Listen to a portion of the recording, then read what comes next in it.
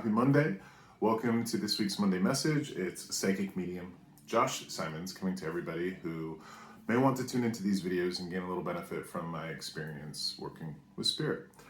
This week I want to kind of touch on two things and a little bit of a personal experience, and then I want to answer a question that I received from somebody that I know. And by answering that question here, I think a lot of people will benefit from this. So first thing that I want to talk about is something silly that happened this past week. I celebrated Cher's birthday on May 20th. It was her birthday, right? She turned 75 years old. Some of you may know that I'm a big Cher fan, right? Love that music. I don't have a lot of gay stereotypes, but that one I do for sure. I celebrated it in a way where I was posting a lot of stuff about her, a lot of movie clips, a lot of music, a lot of photos and quotes and what have you on my social media. And I wanted to do that in a way to kind of push that out to the world. And it made me realize something.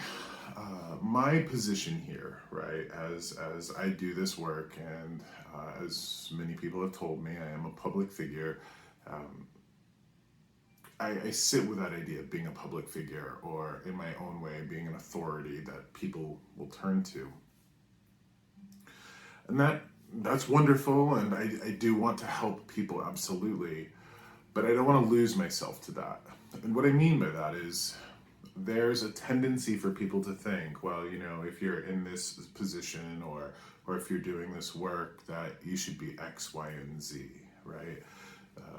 There is a inclination inside of me, and I reject it, that I should be living up to people's expectations. Now, these expectations could be, well, you know, if you're a spiritual person or you have these gifts and abilities, well, doesn't this mean that you should be really serious, right? Those sorts of things. And I can tell you that I have wonderful gifts and I have wonderful relationships with spirits and ancestors and beloved dead, and I love what I do, but I am a goofball. First and foremost. And I love that part about myself, that I can take this day like Cher day, and totally get into it. One of the things that we did, my husband Isaac and I, and some of you might have seen this, we did a lip sync to a Cher song, right? In our car. And it was just the goofiest thing in the world, but we did it in a way to kind of bring some fun to people, right? Because we certainly all can use fun in this world. And I was thinking, oh wow, this was a lot of fun. People seem to really like it. I was like, what else can we do, right? And I thought that he and I should do like a Sonny and Cher, like I Got You Babe sort of thing. And he was like, no, one lip sync's fine. You know, don't want to saturate the market. And I was like, screw that. We're going to saturate the market. So at the end of that day, there was another Cher song that I really liked. And I did a lip sync to it, and I was like, screw it. I know this is, you know, really dorky and what have you, but people really responded to it. They had a lot of fun with it. They kind of sang along with me, and I really loved that.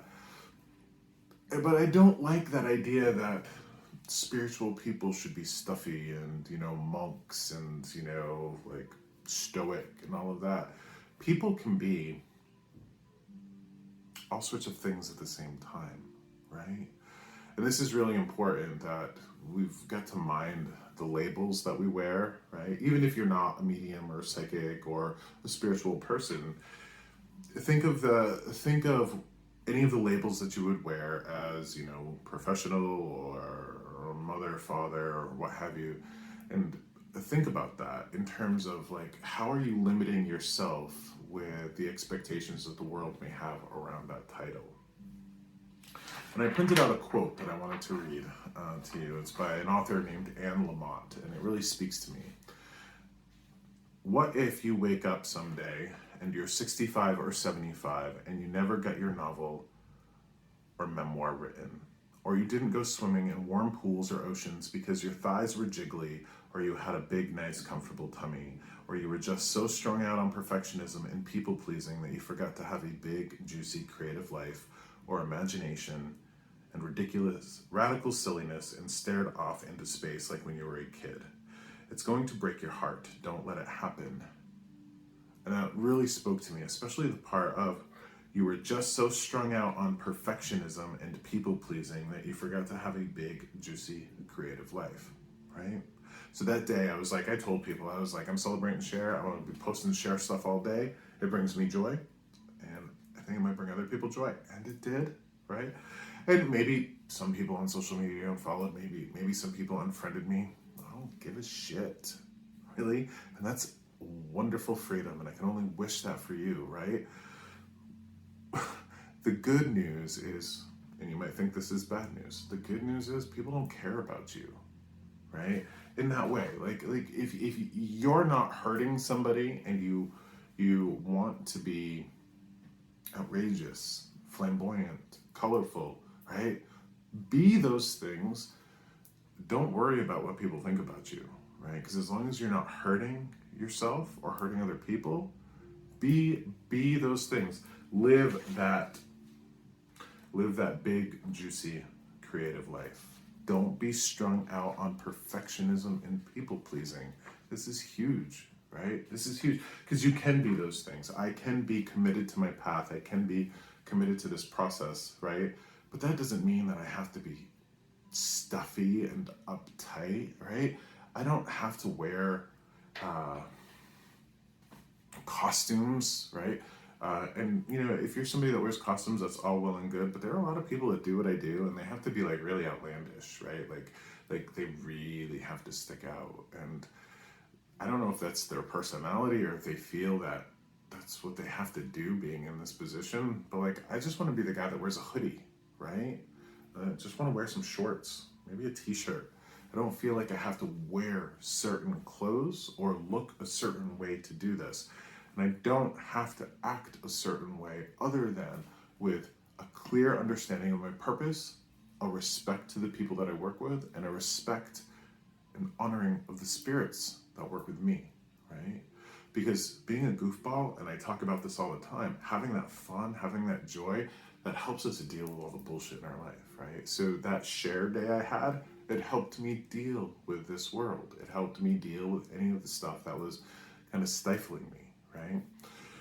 Whatever it is, share, whatever it is, have a colorful life and don't worry about people, because you will end up getting to the end of the line and wishing that you were a little bit more comfortable with yourself, a little bit more comfortable in your skin, and a little bit more colorful in your life. So please do that. Don't worry about other people. If they're not, if they're not in charge of you, who are they to say how you should live your life?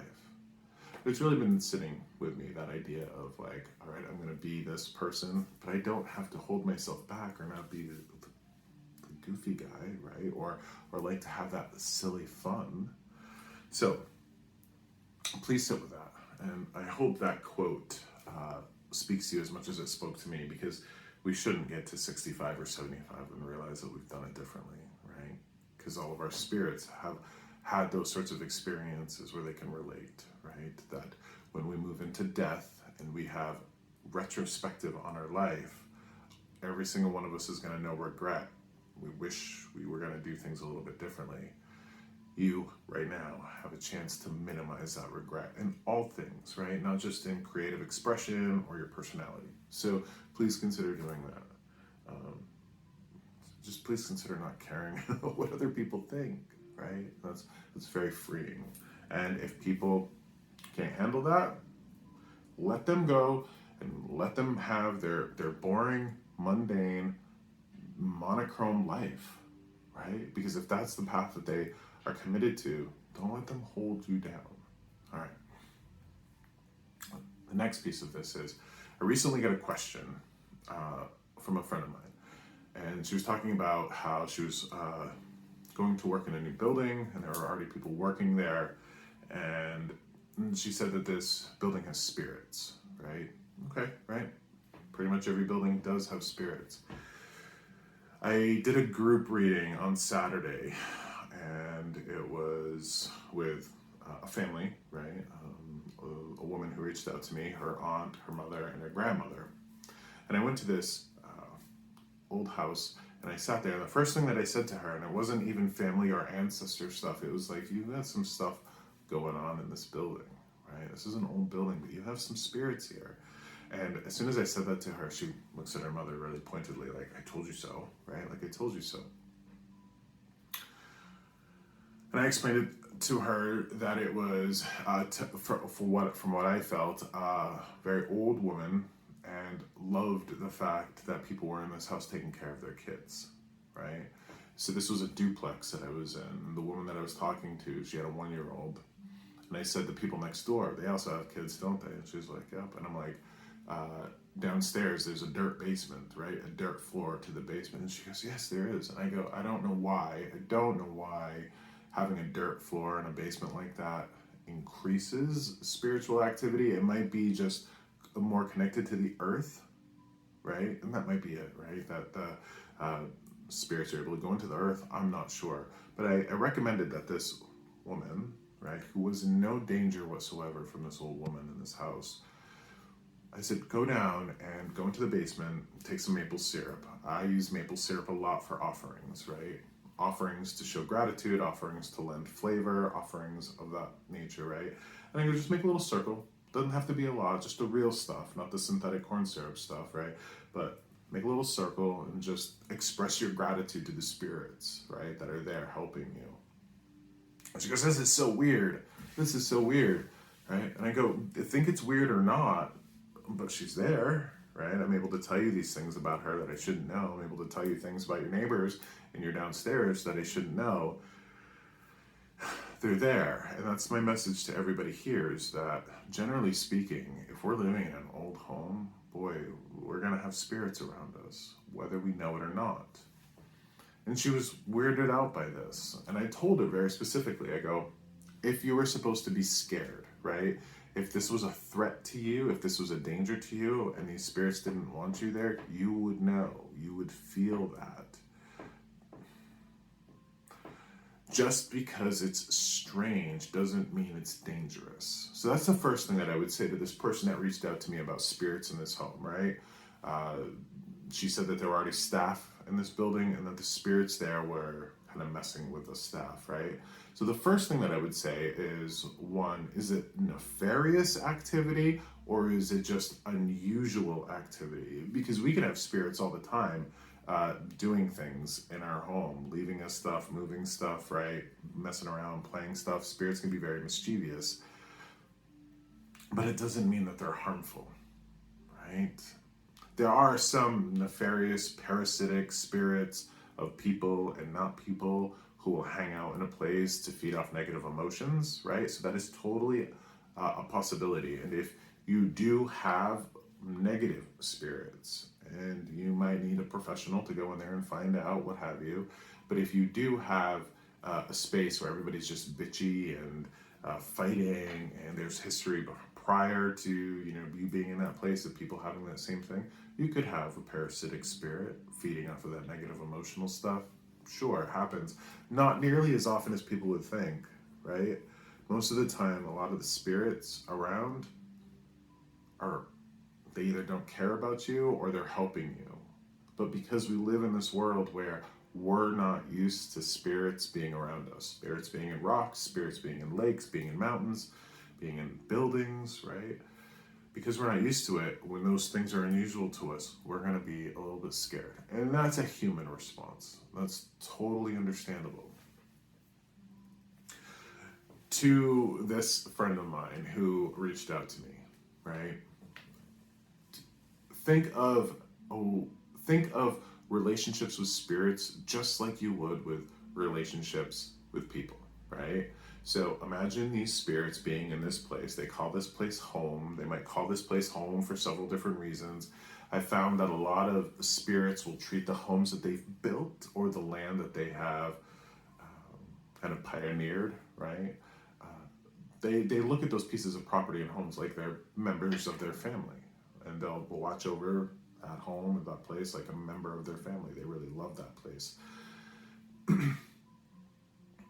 That's an important thing to remember when coming into a new building, especially if that building's old, right? Like this woman going into work in this building. Imagine moving into a building that already had people living in there and you had to cohabitate, right? and you wouldn't want to cause stress or turmoil, you're going to introduce yourself, you're going to show respect, you're going to show consideration, you're going to show gratitude, right? That they're there doing whatever they're doing to help. Very important that you look at relationships with spirits in the same way that you would look at relationships with humans, right? So, to my friend in this place, consider making some offerings downstairs. Now, we use this stuff all the time. We call it just a flower mix or a spirit offering mix, and we make it here in our store, and it's a combination of rose petals, lavender blossoms, and jasmine blossoms, right? Those three, like red, purple, white kind of flowers. It's very fragrant. Just those flowers by themselves, very, very fragrant. And when you make offerings to spirits, and this is something very, very traditional, thousands of years old, those spirits will benefit, right? They're like, oh, okay, well, thank you for acknowledging us. Thank you for making space, right? And it is also sometimes customary to create a space in a home that is specific for those spirits. In Shinto, now Shinto is a Japanese, right, the native Japanese religion, and in Shinto there are spirits known as kami, Kami, and these spirits are spirits of the land, spirits of the home, sometimes spirits attached to family lines, and they have these altars that they would put in homes, right? And they look like little shrines, and they would make offerings to them. And this altar was for the kami, right? That spirit of that place, the spirit of the family. You may want to consider just making a little spot like that. For instance, Isaac, my husband, and I, we split our responsibilities here at Deep Earth Arts. So I have, right under my table here, I have a tote of birdseed and peanuts, and I bring a little bucket out and I feed the animals here, and I do that as an offering to the land that sustains us and is hospitable to us, right? When we first got to this building, because there was so much stuff that had gone on in this building before, this building felt icky. So Isaac did a lot of clearing work, like moving negative, nefarious energies out. But he goes down in the basement here, that also has a dirt floor, and he'll make offerings down there. He's got a little altar just saying, hey, spirits of the place, right? We're your friends. May there be peace between us always.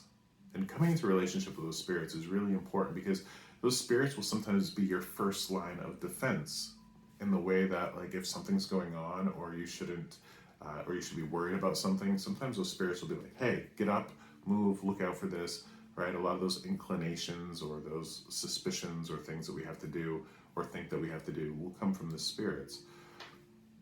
To this person who's moving into this new building, this is what I would do. Bring a little bit of maple syrup, right? Bring some flowers, okay? If you can, find yourself a tea light, or put it in a mason jar or something so it won't fall over or make a mess or burn, right? Perhaps lay some incense down there, and go down there in the basement and speak to the spirits of the place.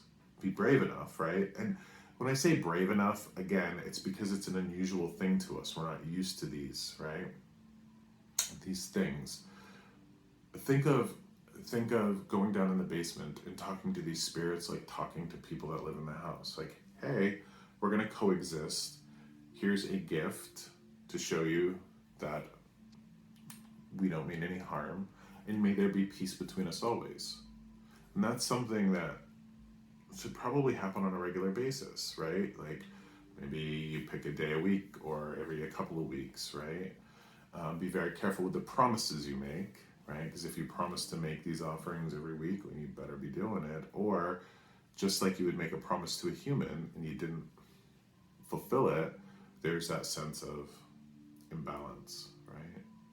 So to anybody that would have an old home or even a newer home that might have spirits of the land, very important to come into relationship with them, just like humans. Make offerings, like candles, burn incense, give them a little cup of water, right?